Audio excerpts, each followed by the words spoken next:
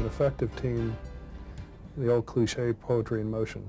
You stand there and watch them perform, and it just brings a smile to your face. It's absolutely incredible to watch a controller team at work in a rush and watch everything go right.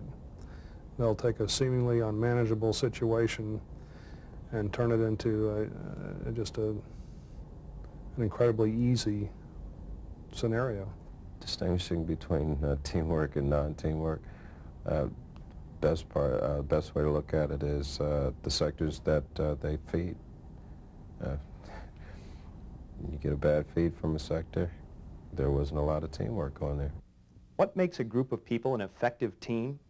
If you watch an effective team in action, you'll notice the following qualities: good communication, constructive climate, and shared workload. Listen to what some experienced controllers have to say about these qualities of an effective team.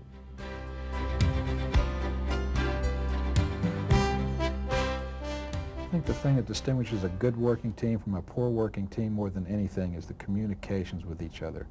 Letting one hand know what the other one's doing. Don't assume they know what you're doing. Make sure they know.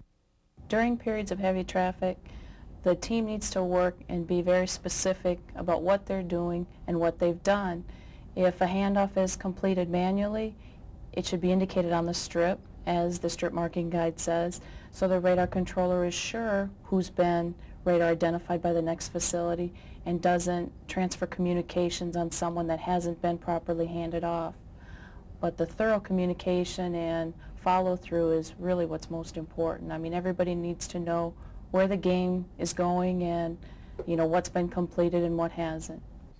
I think it's fairly easy to tell the difference between a team that is working well and a team that's not working well. You see, in a team that is working well, the voice level is calm, it's slow. A team that's not working well, I mean, bodies are here, there, voice level is, the volume is up and down.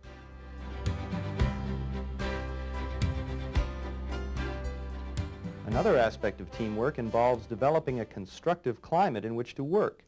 A constructive climate is one in which team members feel free to speak their minds, know that their opinions and observations are valued by teammates, and are courteous, constructive, and positive with each other. A lot of the team climate comes from the radar controller, and you know from working with people the different personalities. There are some that if the radar associate controller moves a data tag on the scope, they'll say, "Don't move my data tags."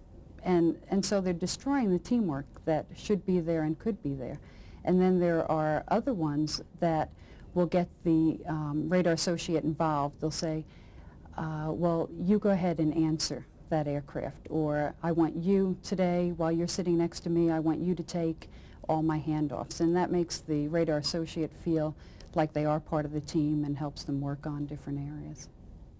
I think to establish the climate, primarily what you need to do is be able to rely on whomever you're working with. You need to know their capabilities and their abilities to know how far you can let yourself go. An ineffective team is a combative team. People that don't get along, people that don't want to cooperate with each other. The first thing you notice about an ineffective team is the noise level goes up considerably. An effective team is generally a quiet sector working with a lot of nonverbal communication. An ineffective team is combative, voices are raised, tempers are flaring. They work 3 times as hard to do half as much. Anytime you begin feeling you're more important than the person working with you, you're in trouble. In an effective team, the members share the workload. Sharing the workload means carrying out your own duties, realizing when the other person needs help, and pitching in when you can to make sure things run smoothly. An effective air traffic control team is one that maintains good communication, develops a climate conducive to teamwork, and shares the workload among the team members.